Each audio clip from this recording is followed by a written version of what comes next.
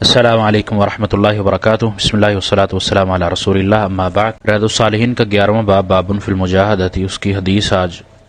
13ویں ہے اور کتاب کے حساب سے آج حدیث نمبر ہماری 107 اور 108 انشاءاللہ دو حدیثیں ہوں گی۔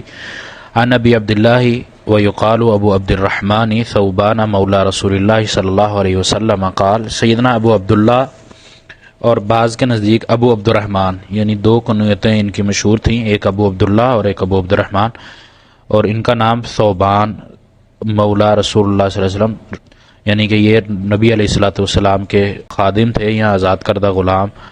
وہ کہتے ہیں سمعت رسول اللہ صلی اللہ علیہ وسلم، انہوں نے رسول اللہ صلی اللہ علیہ وسلم سنا کہ آپ علیہ السلام نے فرمایا علیک بکثرۃ السجود، کہ تم اے ثوبان تم کثرت سجود کو لازم پکڑو، فإنک لن تسجد للہ سجدۃ الا رفعک اللہ بہا درجۃ، اور اس کے بدلے میں سجدہ کرو گے جب تم، اس کے بدلے میں اللہ تعالیٰ ایک درجہ بلند کرے گا، وحط عنک بہا خطیئۃ، اور تمہارا ایک گناہ اس کی وجہ سے معاف کرے گا۔ رواہ مسلم، یہ صحیح مسلم کی حدیث ہے۔ اس حدیث میں بھی نبی صلی اللہ علیہ وسلم نے جو ہمیں تعلیم دی ہے وہ یہی کہ اللہ کی عبادت کو لازم پکڑا جائے اور اللہ کے لیے سجدوں کی کثرت کی جائے، نوافل کا اہتمام کیا جائے۔ فرض نماز جو ہے وہ تو ہم نے پوری کرنی ہی کرنی ہے، فرض نماز کے علاوہ اس کی سنتوں کا اہتمام بھی کیا جائے، اور سنتوں کے علاوہ پھر نوافل کا اہتمام زیادہ سے زیادہ کیا جائے۔ ہر ایک سجدے کے بدلے جو اس حدیث میں ہمیں بتلایا جا رہا ہے کہ ہر ایک سجدے کے بدلے انسان کو دو چیزیں ملتی ہیں، ایک اس کو نیکی ملتی ہے، اس کا درجہ بلند کیا جاتا ہے، اور دوسرا اس کو جو صلہ ملتا ہے اس کا وہ یہ کہ اس کی جو برائی ہے، اس کا جو گناہ ہے وہ بھی اس سے ہٹایا جاتا ہے، یعنی اس کو دونوں طرف سے فائدہ پہنچایا جاتا ہے، نیکی بھی دی جاتی ہے اور اس کا گناہ بھی ہٹایا جاتا ہے، ایک طرف زیادتی کی جاتی ہے ایک طرف کمی کی جاتی ہے، تو یہ انسان کے ہی فائدے میں ہے، اس طرح اللہ کا قرب بھی اس کو حاصل ہوتا ہے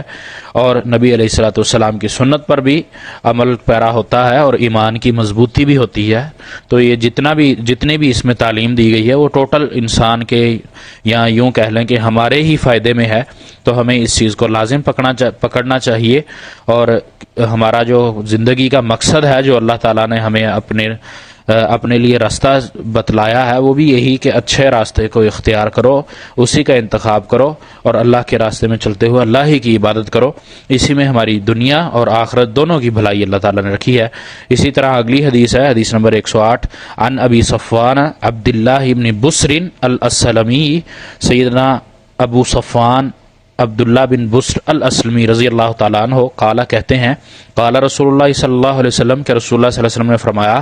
خیر الناس، تم میں سے بہترین لوگ وہ ہیں، من طال عمرہ، جن کی عمر لمبی کی جائے یا جن کی جو لمبی عمر پالیں، وحسن عملہ، اور ان کا عمل بھی اچھا ہو۔ رواہ الترمذی، یہ سنن ترمذی کی حدیث ہے اور امام ترمذی رحمہ اللہ نے اس حدیث کو حسن کہا ہے۔ اس حدیث سے بھی جو نبی علیہ الصلوۃ والسلام کا فرمان ہمیں ملتا ہے، جس کی تعلیم نبی علیہ الصلوۃ والسلام ہمیں دے رہے ہیں اور صحابی بتلا رہے ہیں، اس میں بھی نبی صلی اللہ علیہ وسلم کی یہ دعا کہ جو انسان لمبی عمر پا لیتا ہے، اور اس کی لمبی عمر کا فائدہ یہ ہے کہ وہ اس سے نیکی کرتا ہے، اللہ کے راستے میں اپنی زندگی کو گزارتا ہے، اس لمبی زندگی کو پانے کے بعد وہ اللہ کا شکر گزار رہتا ہے، اللہ کا شکر ادا کرتا ہے لمبی زندگی پانے پر بھی، اور پھر اس میں نیک اعمال کرتا ہے، تو اس کی یہ جو لمبی زندگی ہے یہ فائدہ مند رہ جاتی ہے، اور اس نعمت کا شکر ادا بھی ہو جاتا ہے اور اس نعمت سے وہ بھرپور فائدہ بھی اٹھا لیتا ہے، کیونکہ ظاہر ہے اگر انسان کی لمبی زندگی ہوگی، کوئی اس کو طویل زندگی اللہ تعالیٰ دے گا اور وہ برے کاموں میں گزارتا ہے تو اس پر بوجھ زیادہ بنتا ہے، اس کے لیے حساب دینا اتنا ہی مشکل ہوگا۔ اگر وہ اسی زندگی کو اللہ تعالیٰ کی طرف سے دی ہوئی مہلت کو وہ اللہ کے راستے میں ہی خرچ کرتا ہے، اللہ کے لیے ہی اس زندگی گزارتا ہے، تو پھر اس کے لیے زیادہ بہتر ہے اور وہ زیادہ نیکیاں کماتا ہے، اپنے لیے زیادہ جزا پانے کے والے اعمال کرتا ہے، تو اس کو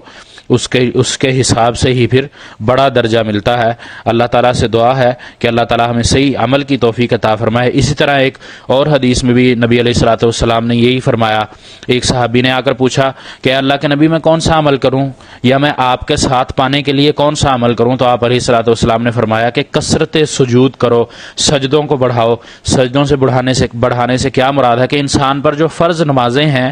فرض چیزیں ہیں، وہ تو ہیں ہی ہیں، اس نے مکمل کرنی ہی ہے، اس کے چھوڑنے پر اس کی سزا ہے۔ اس کے علاوہ سنتیں ہیں، نوافل ہیں، اس سے مراد یہ ہے سجدوں کی اضافہ کرنا، اللہ کے سامنے جھکنا، نفل ادا کرنا، اپنے قیام کو لمبا کرنا، خاص کر رات کے آخری پہر میں اللہ کے ہاں گڑ گڑانا، اللہ سے معافی مانگنا، اپنے گناہوں کی معافی طلب کرنا، اپنے لیے دعا کرنا، دوسرے اور عام مسلمانوں کے لیے دعا کرنا، کیونکہ اس وقت قبولیت کا وقت بھی زیادہ ہوتا ہے اور اللہ سے لگاؤ زیادہ ہونے کا بھی وہ وقت ہوتا ہے۔ اللہ تعالیٰ سے دعا ہے کہ اللہ تعالیٰ ہمیں بھی قیام کرنے کی، نوافل ادا کرنے کی، زیادہ سے زیادہ اللہ کی عبادت کرنے کی توفیق عطا فرمائے۔ پھر یہ ہمارے نوافل جو ہیں یہ اگر ہمارے فرض میں یا کسی اور چیز میں کمی رہ گئی ہو تو اس کو بھی پورا کرنے کے باعث بنتے ہیں۔ اللہ تعالیٰ سے دعا کہ اللہ عمل کی توفیق دے۔ وما توفیق الا باللہ، علیہ توکلت و الیہ انیب۔